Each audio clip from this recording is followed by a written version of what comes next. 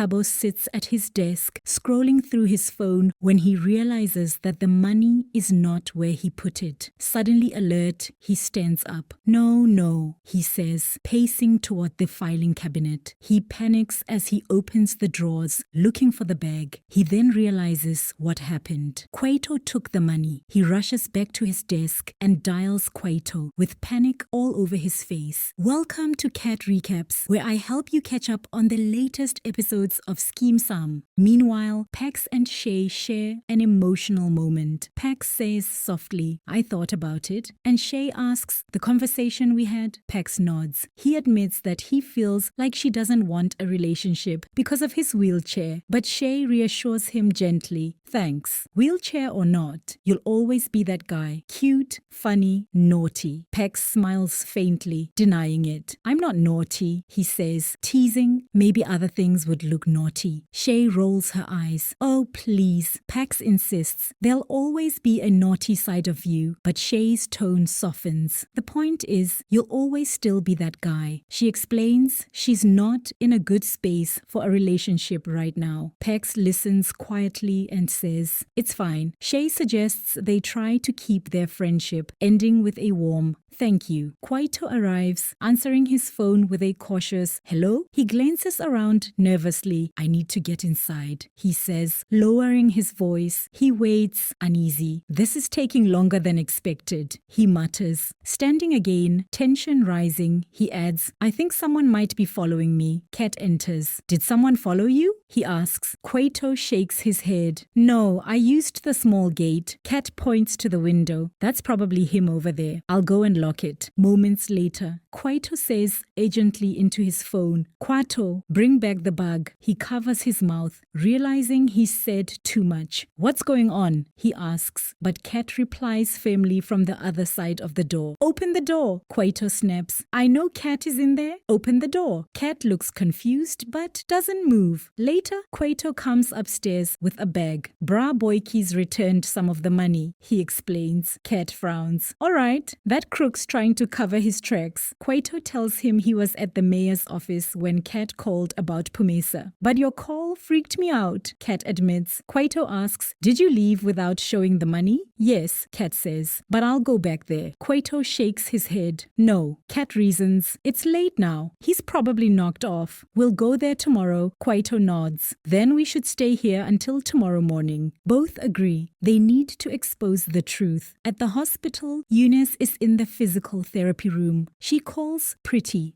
"Hi, friend," she says warmly. She wishes her a safe trip to KZN and sends condolences to the Intulas, adding softly, "I still can't believe that bubbly uncle from the Lobola negotiations has passed." She ends the call quietly and sits down, thoughtful and sad. Back in the house, Cat and Kwaito are unable to sleep, weighed down by guilt and fear. They talk quietly about Pumesa and how Boikie's actions have trapped them. If he can do that to Pumesa, Kwaito says gravely, "We should work with her and expose him." Cat hesitates. "I hear you, man, but working with that woman?" "I know," Kwaito says, "but it's the only way." Cat sighs. "I guess we have no choice." The guilt lingers in the air before they sit in silence, overwhelmed. In the kitchen, Pretty is on the phone coordinating travel plans. Lehaisa interjects, frustrated, "I don't know what you'll eat. Your mother only gave me 500 rand. Pretty frowns. 500 rand? I couldn't believe it. She ends her call and turns to him. He admits, "I love my mum, but sometimes she makes me feel so ashamed of her." Pretty reassures him there's no need. Clement walks in, joking about his fancy attire and claiming his presence is enough help, which Pretty teasingly questions. The kitchen then erupts into drama as Mantuli confronts Stoko about insurance policies and money sent to Uncle Sifiso. "Who said you could run these policies and tell Sifiso about them?" Mantuli snaps. Stoko fires back and Mantuli accuses her of keeping keeping money for herself. Their argument is heated, with Stoko yelling, "After insulting me like that?" Kat walks in and Mantuli immediately eyes him with suspicion, mentioning she saw Thabo running out. She insists she doesn't need the police, her frustration growing. Mantuli looks at her children and her tone softens. "Please be safe, my children. Take care." She then picks up her phone and types a message to Sifiso. "I'm disappointed in you, sis." Meanwhile, Boikie meets with Thabo. "Make it quick," he says. "I don't want to be seen here." "Kwaito took all the money," Thabo blurts out. "Get him arrested." "I can't," Boikie says quietly. "He's my brother." "A stupid brother," Thabo snaps. They argue about the missing money, and Thabo coldly states, "I'll handle this like I did with that annoying journalist." "Pumeza, what did you do to her?" Boikie asks. Thabo doesn't answer. "Go back to work on the dam," he orders. Later, Mapitsi confronts Thabo. "Running away?" she says sharply. "I saw Boikie here today." She accuses him. "I know he tried to kill Pumeza." Thabo warns her, but Mapitsi is firm. "I checked. Pumeza was in the ICU after a hit and run. Do you see the danger of working with him?" She threatens to call Captain Babiel, and Thabo panics. "Mapitsi, don't you dare. If you make that call, Kwaito and I will go to jail." Elsewhere, Mantuli has a heated phone call with Sifiso, who accuses her of having secret policies on the family. She pleads with him to drop it, but he angrily brings up their brother Boikie. "I failed him because I don't have more money to give you." Mantuli snaps, calling him stingy. She tells him Pretty and Lenata will help and hangs up, her eyes heavy with emotion. Her gaze falls on a death certificate for Nkululeko Ntuli, and she sinks into silence. Later, Mantuli receives a call from an insurance consultant who informs her that her payment will be made within 24 hours. She gasps, "Yo!" hanging up stunned, and tells Letetswe and Salamina she's won the lotto. In a brief scene,